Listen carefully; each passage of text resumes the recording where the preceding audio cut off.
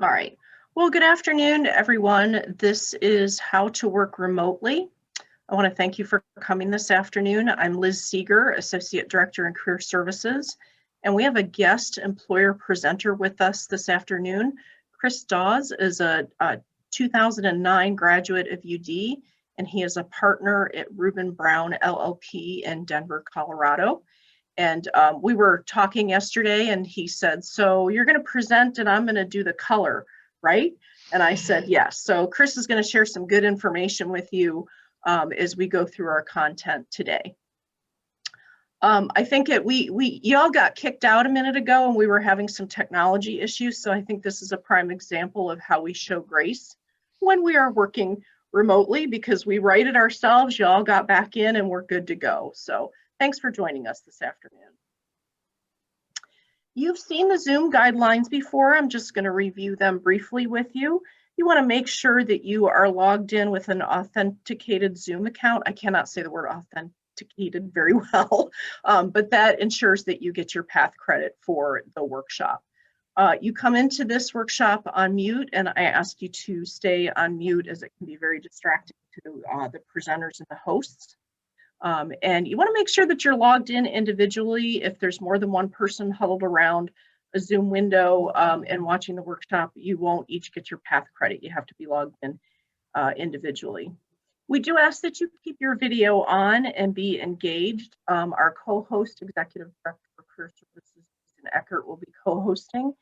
So he'll be doing a little monitoring of engagement and also monitoring our chat room for questions. And do use the chat room for questions as they come up. Chris and I will do our best to pause occasionally, see if you have any questions, and we may pose a few questions and ask you to respond through the chat. I just want to remind you that any inappropriate behavior during the presentation, anything disruptive, and you will be removed from the presentation. All right, so let's look at our agenda. Really, at its heart, when we're working remotely, it's just as much about the work that you produce as it is about creating that human connection with your coworkers and the organizations that you're working for. So when we work in person, these connections develop very organically because we're in person. But in the virtual world, it takes some extra effort and awareness to make sure that we are building connections with people that we work with. So for instance, speaking of building connections, I'm working really hard to look at my camera light so I can connect with each of you. But I'm going to be honest with you, there's a lot of information in this particular presentation. So I'm going to look down from time to time at my notes to make sure that I'm sharing everything that I need to share with you. What we're going to talk about today is I'm going to do a review of some recruiting trends for 2021 and remote work statistics. I think that's important that you hear that information. And then we'll do some basic video tips, your physical space, your physical presence. And then we'll spend a lot of time on that. Let's talk about what it means to literally work remotely and make the connections. But also we'll talk about networking and just a quick resource on questions to ask if you're interviewing for a remote position, and then just some final words. So let's go ahead and get started. And Liz, do you mind if I give a little bit of my background just so people know who they're talking to? Absolutely, and I forgot to do that, Chris. I'm so sorry. I figured that's not a problem. So guys, I graduated in 2009. I did my five-year master's program in accountancy and started with Reuben Brown in our St. Louis office. Worked there for about a year and a half, and then I transferred out to our Denver office, and that has been out in Denver. It'll be 10 years on August 1st this year. But yeah, went to UD. I was in Mary Crest freshman year, BWK sophomore year, Kefauver junior year, Frerick senior year, and then for my master's year I was on Stone Mill. So yeah, and then I met my wife at Dayton as well, and we've been married about. Glad she's not here while I think about this. I think it will be 8 years this fall, and so we met at Dayton. So I owe a lot to this university. It's formed a lot of what I've become as a professional. So very, very grateful for the experience that I've had at UB, and excited to give back in any way I can. So thanks, Liz. Appreciate it. You're welcome, and I feel really honored to have you here with us today. So thank you for that. Yeah, absolutely. All right, so let's talk about what's happening just in terms of remote work. You know, it's not a new concept in terms of the way that we work, but back in March of 2020, we transitioned to working online, and it was kind of a seismic shift because people were doing it, but not a lot of people were doing it. And it really did become the way that we functioned on a day-to-day basis. And right now, the global workforce, it's still kind of in a state of uncertainty. Things are starting to normalize, but we do recognize that the way that we work is gonna be changed in a lot of different ways because of this experience. A lot of career services professionals and employment experts are starting to call work the hybrid model. And this means that we're probably not going to go back to pre-pandemic status of working ever. And we're probably going to see more remote work opportunities or more of a blended model of working half our time at home and half our time in the office. So there actually could be a lot more flexibility. My advice to you is do expect companies to be doing a lot of experimentation with work models over, I would say, the next 1 to 3 years, just to see what works and what we've learned from this experience. Yeah, and just to add to that, I think a lot of companies are learning that what they can do remotely full time. I can tell you in public accounting and all professional services, we could always be remote. That we could get our job done, we could serve clients remote. But what we're missing is that human interaction, that building relationships in person, which I can tell you, and I don't know if there's any accounting majors in this room today, but most of us don't get into accounting for accounting and debits and credits and all that kind of stuff. We get involved because of challenge, because of interaction with people, building relationships, and a lot of that's been lacking. So as we move in and build this new normal, I can assure you it's not going to be 100% remote. There's going to be that some level of mix as we build what this new normal is. Definitely. So my advice is the quote says, you're the next generation entering the workforce. Embrace it and help build that new normal. So sometimes we get very excited when we recognize that we can actually be innovators in a situation. You all are going to be innovators of this new model. All right, so before we do a deep dive into working remotely, I want to share some recruiting trend information with you that we received back in October of 2020 that was a reflection of what the 2021 recruiting year was going to look like. Now, the good news with this information is that if you're looking for an internship or you're graduating in May of this year, while hiring of new grads is not 100% perfect, it's not horrible either. So there's some good news on the front with some of these statistics. So just a little background, in career services, we receive a report called the Recruiting Trends Report, and it's from the Collegiate Employment Research Institute as part of Michigan State University. And they used a sample, this was over the summer, of 2,400 employers who looked at their projected internship hiring, and they also looked at full-time hiring. The good news for all of you is that nearly 50% of employers plan to hire the same number of interns that they did in summer of 2020 for summer of 2021. Those internships might look a little bit different in terms of working remotely, but the hiring is happening. So all of this being said, the internship market it may be even a little bit more robust than projected in these findings back in October, because as employers are finding ways to adapt their work model and being more willing to do virtual internships, then they're going to be more willing to actually do even more hiring than what you see in terms of what's on this slide. So that's good news for you. And I can tell you anecdotally that a lot of the appointments we do in career services in spring semester are help with finding internships. And when I ask students, how you doing? What's going on with your search? What resources are you using? People are applying for jobs and they are getting interviews. So there's some good activity going on out there right now. Yeah, and I can speak personally in terms of Reuben Brown. Our hiring trends haven't stopped, and in some cases we've increased our numbers. So the impact with COVID and the pandemic has been to a degree compartmentalized for certain industries, such as like hospitality is a great example. But there's a couple trends too that you have to think through. One, there were a lot of positions that were eliminated that are going to come back in the coming months, in the next 12 months. You also have to think about baby boomers that are retiring. There's an enormous population of baby boomers that are going to continue to retire that need to be replaced with young professionals like yourself. So there's also these other trends as we work back to this new normal that are going to be positive from a job front. And that's going to be great news for the full-time hiring trends that we have next. So the data looks a little bit different than the internship hiring data. This is communicated more from the have set goals for new hiring. But again, good news, a total of 54% of employers in the survey have either set preliminary hiring goals or they've established hiring targets for their college graduates. So another way of looking at this slide is what's on the bottom line, which is that new bachelor degree candidate hiring is projected to be down by 1% compared to the 1920 academic year. That's 1%. That's not bad at all, considering everything that we have been through.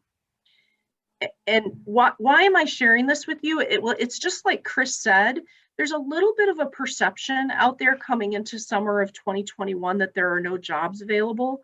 And which means a lot of people are like, I'm just not going to job search for internships or full-time. I'm not going to do it. But employers have reported to us that because of that perception, their application numbers are actually down a little bit across the board. So do not give up on your job searches. If you're a candidate that has persisted through your job searching, you're going to be competitive because there could potentially be fewer applicants out there because of this perception that's simply not true. So this is just like your rah-rah, don't give up. There are jobs out there. So, and we're on your side. So. And I think this will be a theme that gets talked about, I think, throughout the presentation, is just the intentionality factor. You have to be more intentional now in today's environment than you did previously. You know, it's when you're you know, and back pre-pandemic, when you're in the office, you may just run into people and have conversations. Now it's in a virtual environment. You have to initiate those conversations. Similar kind of thing on the job front. You have to be very intentional in your search and be proactive in developing relationships with hiring managers and other professionals at the organization that you're pursuing. So be intentional, be proactive, be organized. Excellent, thank you. All right, here's your trend information for remote hiring. So for internships, it looks like about 25% of positions are going to be remote going into summer of 2021. The full-time jobs in terms of working remotely, the data is a little bit murkier. So I think that 19% of working remotely is actually a little bit low for full-time jobs. I think that's a little bit higher. At the time of this report, 58% of employers were starting their new hires remotely, and that feels a little bit more accurate. And while we might not have that many people starting remotely into summer of 2021 as we did summer of 2020, I still think that like your first 6 months in your training could potentially all be in a remote format for some of you. So what this tells you when you look at that potential of working virtually is that be flexible with your work opportunities and be prepared to live in what we call that hybrid model of work. All right, so that's enough of the statistics. Let's talk about how do we work remotely? Chris, anything else you can think of in terms of stats? No, I think that paints a good picture. I think overall, it is more optimistic than people perceive it as. But I think that paints a good picture. All right, excellent. Thank you. All right, so one of the keys to your success in working remotely is the digital image that you want to present on a daily basis. And this is why we're starting with the basics of Zoom. So no matter what your job description is, at some point throughout your day, you're probably going to be on some type of a video meeting or video call. And while I know you all know this, but functioning in Zoom for a class or an Aviate workshop is very different than when you're actually in a meeting and you're there for work. It's a very different type of dynamic. So when we talk about your physical space, please do not be this guy. Okay, now he's an extreme example of what clearly seems to be his very messy basement. What I'm saying to you, as long as your space behind you is neat and presentable, you are being professional. And if you see that team members have a couple of personal touches, photos, sports memorabilia, your flair for interior design, this is actually a good thing because it's these personal touches that create connections with you and your team members. They just kind of get to see what's going on in your day-to-day. Now, that being said, this is a little extreme and a little messy.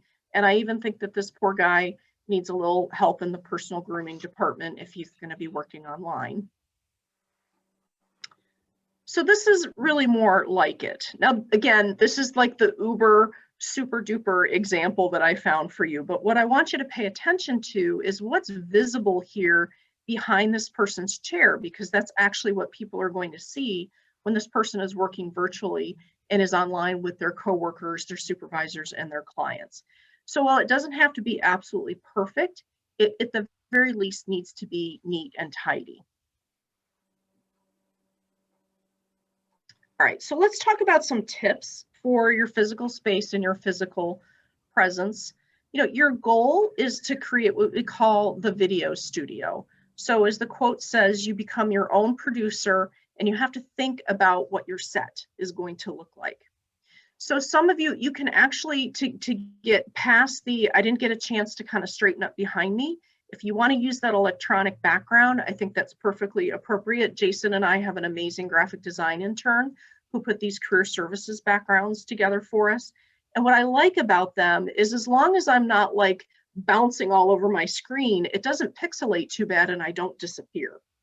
And that's what you have to be careful of when you use electronic backgrounds. There's Chris, he's just changed his up a little bit. Yeah. I don't love them. It just feels weird, but yeah. It's the goal is watch the background you pick because you don't want to become the floating head. Yeah. And that can be kind of distracting if you become the floating head. So just a couple of tips. Think about your lighting. If you have really good lighting, this allows people to see your facial expressions, which actually creates connection and trust. So if you can be near some natural light, like next to a window that's not too bright, that actually gives you some good natural lighting to work with. Yeah, Liz, that's a good example too, because I've got a light, like a lamp right in front of me, but if I turn on my overhead, it's this big like sphere that nobody can see my face. So yeah. Just make, it's about trying to make this as personal an experience as possible and mimic an in-person interaction the best you can. And so that's kind of the lens I'm going to look at this under. Definitely. I love the example of the big sun on your head. So, and don't do that. Yeah. Watch your sound. Always ensure that your microphone is working well. Test it from time to time just to make sure that it works properly. Sometimes when we move between application to application, WebEx to Zoom to Handshake to something else, your microphone flips into not accessing your sound. So check it from time to time. And really, it's okay to ask your team members, can you hear me okay? Because, and the other thing is, a lot of us do the headphones. That cuts down on a lot of distraction and a lot of noise for you as the person in the meeting. So big proponent of using the headphones if it helps you focus just a little bit more. You also want to protect your space. So I know that a lot of you struggle to protect your space when you're in class, especially if you're in a residence hall or you've got a roommate and you're sharing the same space. This becomes even more critical when you're working, that you want to protect that environment from interruptions. So the rule of thumb is assume that if anything can interrupt you, it probably will. So this can be family, roommates, pets, significant others, emergency vehicles driving down the street and you're sitting next to a window. So you just kind of want to do some advanced planning to make sure if something is going to interrupt you, it probably could. Chris, anything else about our physical space, or should we move on to our physical presence? No, I think you covered it well. Okay, excellent. So let's just talk about physical presence for just a second. When you are working, you do not have to wear a suit, a three-piece suit every single day when you're working at home. But again, the key is looking presentable. It's really important to that digital reputation that you're trying to establish. So I just want to make 3 points. One of the ways to make sure that you're sort of managing that physical presence is establish some level of routine when it comes to your grooming habits, because studies show that it does influence our productivity. So if starting your day a half an hour earlier than intended because you want to shower and pull yourself together, that actually helps with productivity. You can dress casually, but look neat and tidy. Assess the types of video conference meetings that you have each day, and then I can't speak, adjust your professional dress accordingly to what is going on in your day. Studies show that when we dress for the day to work at home, that feeling of being pulled together actually helps us with our motivation and our creativity. So, back in March of 2020, for the very first time in my 30-year career, I was working at home and remotely. And this is the silliest thing ever, but the one thing that helped me feel very focused and productive for the day was to wear shoes. So sitting around in socks and slippers all day at my home office, it did not work. Did I wear fancy shoes? No, I actually wore cross trainers every day, but it really did help me feel like I was going to work and being more focused. And I still do it to this day. And Chris, do you want to say something about just having that ability to refresh your mental mindset? Yeah. And before I hop into that too, figuring out those things that make you kind of feel like you're at work, that's a real thing. We've been doing this remote work now for almost a year, which is crazy. I remember very specifically, I was down in Florida on a client this week last year, and that's really when things started happening. So we've been doing this for about a year now, and that's a big thing, just having these interrupters to take away from what becomes this normal schedule. But yeah, assessing. You'll find yourself, especially in a virtual environment, where you have meetings scheduled back to back to back to back to back, and Zoom fatigue is a real thing, and it becomes very tiresome if you don't have some kind of mental reset before your next meeting, and you can have this mental preparation, because it just feels like you can just knock, it's all check marks in a box. You can just check them off and be done with it, but you're not bringing the right mental mindset when you don't have a commute to get to work, or a commute to get to a meeting, or a walk down the hall to go to a conference room. It's just immediate like that. So it's just really important to make sure you're refreshing yourself before each meeting. Mm-hmm. The only other thing I would say about physical presence is just know your audience. There are times that I'll be in a polo or even sometimes a t-shirt and a hat if I know I'm not going to be interacting with clients or certain individuals. But if I'm going up to the level where I know I'm going to be out visual to clients or other individuals, I'll know that I need to wear a button down or change my attire in some capacity. And it's just understanding who your audience is going to be and what they would expect. Okay. I'm going to pause for a second. Jason, do we have any questions? Liz, we have one question so far. It's a good general question that Chris might have some perspective on as well. This is a student who's concerned about the loss of experiences from last summer. So for those interested in graduate school or even those looking for another job that lost a chance to do a work experience last summer, how do we make up for the lost time and remain competitive? Now, this student was asking about grad school, but the question could apply to work as well. And Jason, is that question more around just not getting the in-person experience, or that the internship may have been canceled?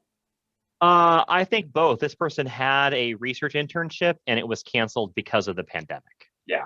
I mean, I think the big takeaway from that is to understand that a lot of people are in the same boat. A lot of people had those experiences canceled or limited, or didn't have the full experience of having that internship in person. So again, it goes back to the intentionality factor, that you need to be intentional about trying to get further experience, be intentional about, this upcoming summer, if you're thinking about an internship, or the fall, and not waiting for opportunities to come, but go seek it out. And I don't see that you're really going to be behind the curve for missing a couple months or an internship.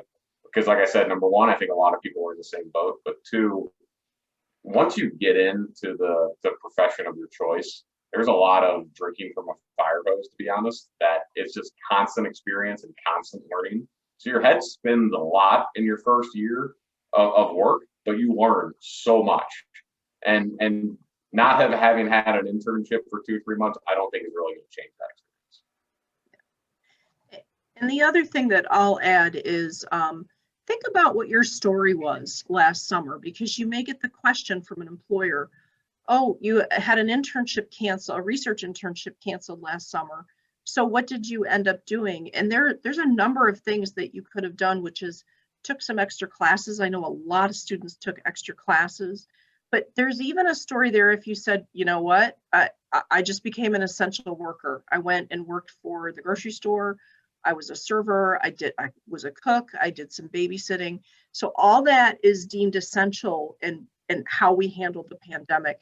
So I would advise you think about your story and think about the skills that you built in terms of managing that change, and how you just got yourself through the summer. And as Chris said, a lot of you are all in the same boat. It's just being able to tell that compelling story about how you responded. Yeah, and totally agree. And I think the one thing that you have as University of Dayton students ahead of everybody else is Dayton creates fantastic social professionals. We are a fantastic social institution, and that is such an important skill set when it comes to the professional space. And we're all smart in this room, but the ability to talk to people, to build relationships, you guys already have that because of the nature of the University of Dayton. So you continue to build that while you're all together, develop those relationships, continue to develop those social skill sets, because that's what's going to set you apart when you join the professional side. Liz, a student is following up with a question about your comment about being intentional, and she asks, should we include our missed or canceled internship on the resume, or is that something we should leave off since we really didn't get to participate in it? So this is this is a hotly contested topic in career services. So I am of the professional camp that if it didn't actually take place, it should not be on the resume. However, if you want to save it as a nice little nugget on a cover letter for showing your flexibility and your adaptability, write about it. Now, my colleagues might have a different take. This is one of those things where everybody has a different professional opinion, but our goal is that we have your professionalism at heart when we're advising you. So yeah, great questions. All right, so let's transition into the actual practice of working remotely. So again, don't be this guy when you accidentally turned on your webcam getting ready for a meeting. Okay. All right. But remember what I said in the beginning, that working remotely, it is about creating connections with your coworkers and your supervisors and your clients. And it's so that you can work together and be collaborative and have those productive conversations. A great example is I met with a colleague on 2 back-to-back meetings. I hadn't seen this person in a while. And while we connected through Zoom, we also got a lot of work done, and it turned out to be a really productive morning. All right, so these are your 8 tips for working remotely. Now, what I'm going to do is I'm going to talk about the first one, which is communication. And it's a big one, and it's very, very important. So I'm going to do that first, and then I'm going to come back to these 8 tips and review the rest of these. But let me skip ahead and let's talk about communication for a little bit. And yes, this is a very busy slide with a lot of content, but really, this is kind of the heart and soul of how we talk about being successful when you are working remotely. That phrase you saw on that previous slide, communicate, and then communicate some more. So over communication is actually the key to your success. The motto is, if you think that someone needs to hear about something, communicate it, because they probably do want to hear about it. And don't make assumptions, especially when you're working in groups, about things that are unclear. Ask questions, because that's part of that over communication. At this time, more than any other time, it's important that you continue to ask questions. The next thing is know your employer's remote work policies. So we're a year into working remotely right now, and human resources departments are now getting caught up on their policies in terms of remote work. So I would say that a lot of employers at this point most likely have a handbook. Ask for it, or at the very least, ask for clarification about the hours that you're expected to work, the use of technology, and maybe even the work expectations when you have this conversation. And really important, establish communication plans. So there's a couple of dynamics with this. Talk to your supervisor and your team members about frequency. How often does the team meet? How often do you meet with your supervisor? How do you communicate? Is it through instant messaging, email? Is it texting? Can you expect regular feedback? Ask these questions to get a feel for what is the culture. The other thing is also when new teams are forming on projects, and supervisor relationships are forming, have everyone share how you will consistently reach each other. Is it group text? Is it using your cell phone? Is it email? Is it Slack? What forms of technology? So for instance, we have a career peer mentor program, and I have 3 career peer mentors that report to me. We established it between 12:15 and 3 o'clock. If my phone goes off and it's a text message, I know it's probably a peer mentor that needs something. So I established that I am tapped into that text messaging because they may need me throughout the course of their shift. And again, I've talked about this a lot. Focus on the technology that's going to be used. Make sure that you established what is the most common thing that's going to be used in that communication. Texting, IM, video conference, Slack, WeChat, clarify those modes of communication. Watch your response times. So promptly return phone calls, emails, text messages. People tend to be more aware of time when they're working remotely. So while you might not think that a 4-hour wait for an email response is a delay, and sometimes we're busy and we can't, but your team members or your supervisor might. So response times actually become much more intense when we're working remotely. And you know what? Pick up the phone. It seems a little old-fashioned, but sometimes technology just doesn't cut it, especially if you're working on a complex issue, a crisis, a problem. Just having that conversation with someone establishes that connection. It also can resolve problems very quickly. And then morale. Do you want to talk about morale, Chris? Yeah, I think this is multifaceted for me. One, when your home is your office, you kind of get this feeling that you never can turn off work, that you always have to be on. When we use Microsoft Teams, when I hear a ding from Teams and I'm up making dinner at 7:30, you get that notion in your head, I have to go answer that. But what you have to make sure you're doing is finding that time to disconnect. So this is more your personal morale and your personal sanity. Finding ways to disconnect. You're working from home, take advantage of that. Go for a walk, go do something for a quick break, and make sure you are disconnecting. But from and you guys may hear my dog now. This is another part of working from home, that my dog is constantly barking. But from a group morale perspective, try to just do different things. Now we're not in the office, so I like to just leave voicemails for people on their office line, and it's a nice surprise that I'm calling them to just say hi, to check in to see how they're doing, or even a text message or something.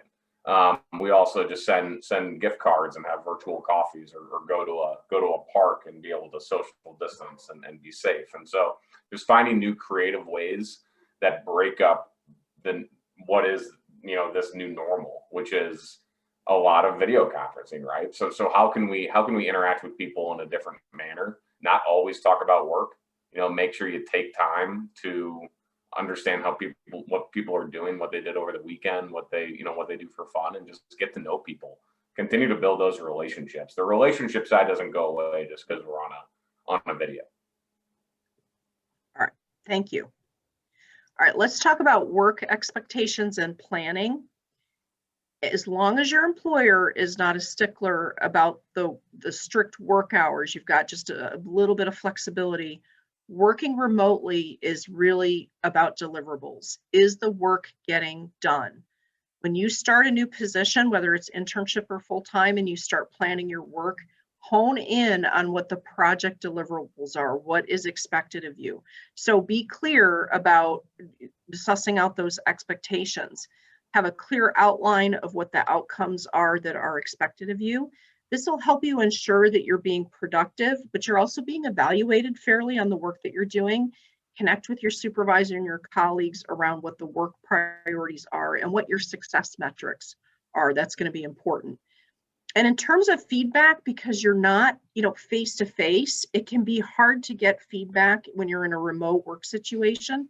So ask your supervisor, your team members for a regular feedback schedule. Figure out what's working out, what's going well, what's challenging, how can you make changes to make it a little bit easier. So one of the disadvantages sometimes of working remotely is, especially for people who supervise, is the people that report to them, they're kind of out of sight, out of mind, and that can be tough if you're new.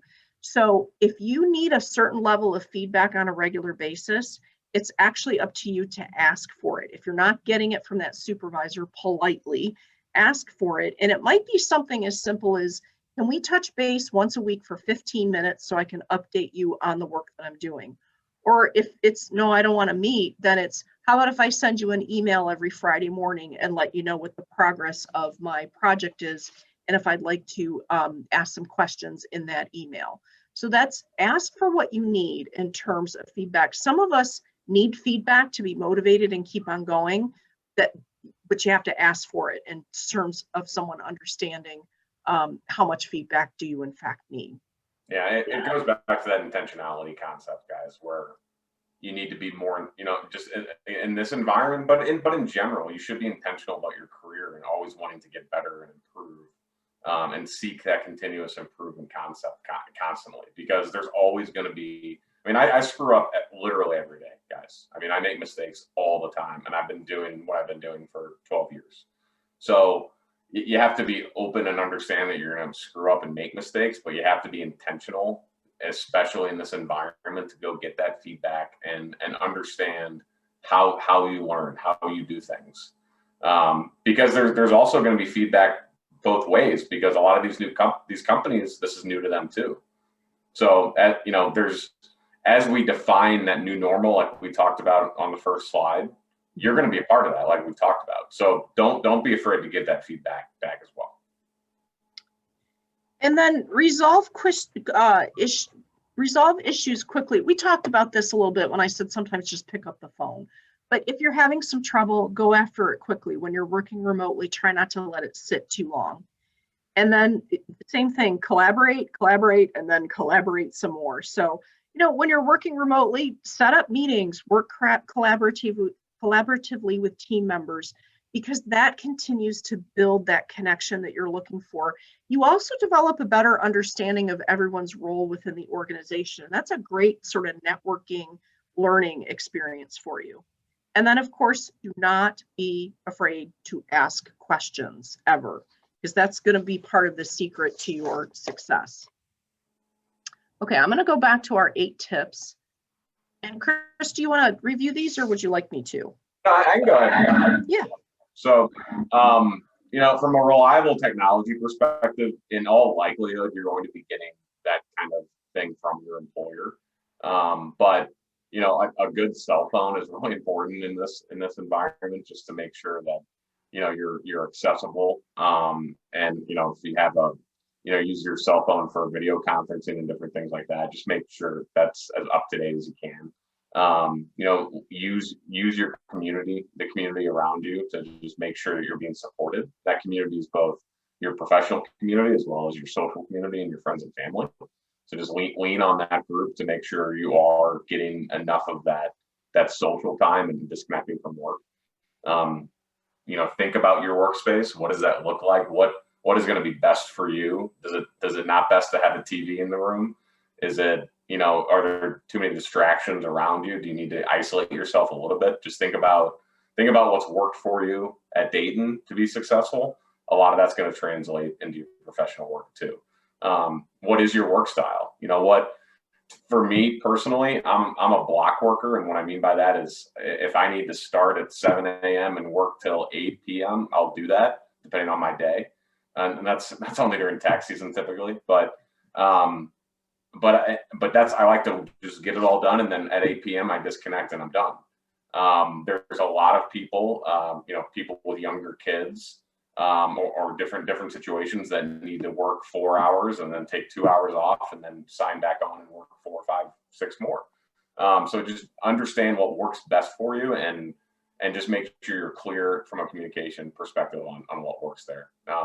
We've talked about the self-care piece a lot, and knowing when to log off. We talked about that too. Just knowing, we tell our team members all the time, if I'm working later because I'm trying to get something out the door or work on a deadline, and I email a team member at 8 p.m., there is not an expectation that they're going to get back to me at 8:30, 9:30, or 10. The expectation is that they're going to respond as soon as they can the next day. So just understand that for the most part, employers are not asking you, even though they may send an email at 10 p.m. or whatever it is, that you're going to have to respond there too. That's just a big thing to understand. And enjoy it, right? When we go back to this new normal, it's going to be some kind of hybrid of working in the office and working remote, and working remote's gonna feel a lot better then. When all we have is working remote, you don't have that reference point, you don't have that delta to really understand how enjoyable it can be, but it's great. I mean, you can start your day a lot quicker. You don't have to worry about your commute. There's a lot of positive things about it. So when you're thinking about determining your work style and designing your workspace, a lot of this is intertwined, to allow you to just take the most out of it and embrace it. And I just want to add one more thing about embracing the perks of working remotely. One of the interesting things that's emerging from working remotely is that people are taking the opportunity to move. So if they have a job that they can actually do anywhere, they're making that decision to maybe move to a smaller city or closer to family, but they're using this time period to make those changes that they never had that opportunity to do before. So we're seeing actually a lot of moving around across the country to new locations because, well, we can work anywhere, and that's actually become a little bit of a positive thing for folks. All right, Jason, any questions? We do have a few questions, maybe more than we have time for, but let me sort of prioritize these. This student is currently co-oping remotely away from the workplace. Do you have any suggestions on how to network and get your name recognized when you're not working in person with your coworkers? I think, and a lot of companies are going to give you these tools, like a online database or whatever it is, to be able to to know who your coworkers are and start to develop relationships, almost like an internal social network, or maybe even rely on LinkedIn. But again, it's being intentional about scheduling a virtual coffee, talking to them. The biggest thing too right now, especially as we're turning the corner and the vaccine is starting to get rolled out, is gauge people's comfort. So number one, you have to be comfortable doing any kind of in-person interaction with anybody, and equally as important, that individual needs to be comfortable, and then you have to do it safely, right? But there may be opportunities for you to grab a real coffee, not a virtual coffee, and still accomplish it where everyone's comfortable. So that's a big thing. Gauge comfort levels, gauge company policy on that kind of stuff. But again, be intentional about scheduling these meetings. Schedule time with people, get to know them, develop relationships, especially when you're talking about an internship where it's not necessarily guaranteed a full-time job at the end. It's part of kind of the trial. You want to develop those relationships. You want to be seen. You want to be heard. And so you'll have to be intentional about reaching out to these individuals, and it can be about just simply getting to know them, asking them best practices about their career and how they built it. People love to talk about that kind of stuff. So again, it's just being intentional about scheduling those kind of things. Yeah. What do you recommend the best way to stay organized and get everything done on time while working remotely? $1 million question. Um, I mean, again, it's the same kind of concept of what's made everyone here successful at Dayton. How do you stay organized when you've got 4 exams in a week? It's developing what works for you. I've got a whiteboard right here. I'm a visual person. I need it to be like right in front of me in a lot of cases to stay organized and understand what deadlines I have in front of me. That's my style. I use my calendar. It's my Bible. Like I remind myself that I need to go reach out to X client or go review Y client or talk to XYZ team member about something. So it's developing that style, but I can tell you the tasks and the emails and all that only increases as you get more experience and as you continue your career. So it's about developing that style and what works for you. Specifically in a remote environment, again, it's going back to the previous slide, owning your workspace. What is most how do you develop that? How do you develop your workspace and your style so that you can accommodate multiple tasks at the same time? Yeah. And mine is a little more old fashioned, but I also use my calendar quite a bit. But I use a spiral notebook. I don't know if you can see, it's pixelating. I don't know if you can see it, but the spiral notebook, because it's spiral, I can sometimes go back and review if I've missed anything. It's where I put my to-do lists, and usually I just start, okay, Wednesday, here's what I need to get done. So it's experiment with what is going to work for you. Okay. All right. So we've got to be quick with the rest of our content. So let's talk about just really quick video conferencing etiquette. So remember, I kind of said this before, what it means to do Aviate workshops and being in class it's a very different type of dynamic in terms of engagement and how you behave when you are in a meeting and you're actually working. So these lovely folks on this slide, they are demonstrating a whole host of some etiquette mishaps that are going on. And the first thing I want to address is get over your fear of being on camera. So one of the reasons why we turn off our camera is we just don't like looking at ourselves. Now, the good news is in Zoom, you can actually hide your self view so that you don't have to look at yourself. I've actually started doing this week, and I really like it because it's actually cutting down on the exhaustion of working in Zoom. They say that's one of the things that tires us out is constantly looking at ourselves. But you should keep your camera on if at all possible, because when you do, it creates that relationship building and meaningful interactions. And it means that all team members, they're engaged, they're in, everybody is participating, and you're promoting some good, both professional and emotional well-being in that particular process. Also, when we're talking, we need some feedback in being able to see people's facial expressions. When we're not face-to-face, we're missing body language and facial expressions, and that can sometimes be really, really difficult. So pro tip, especially when you're in meetings and you're the one speaking, look at the camera light. It's really hard not to like you guys are all off on the right in a grid with me. And I'm like, I want to look at all of you and see what you're doing, but I have to try really hard to look at my camera light, because that actually is what is fostering that level of human connection that is so important. And just watch distracted behavior, especially in meetings. Nobody is perfect. We all poke at our email or look at or maybe, someone asked about organization. You might organize a couple of files while something is going on.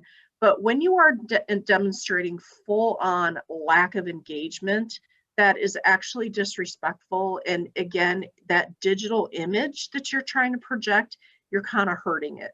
So be careful with that a little bit. If you need grace during video conferencing, say so. I need to keep my camera off. There's 5 people in the house who are online right now. And if I keep my camera on, I'm going to kill the internet. Okay. So, and I promise I'll turn my camera on if I'm speaking. So it's just asking for grace in those little moments.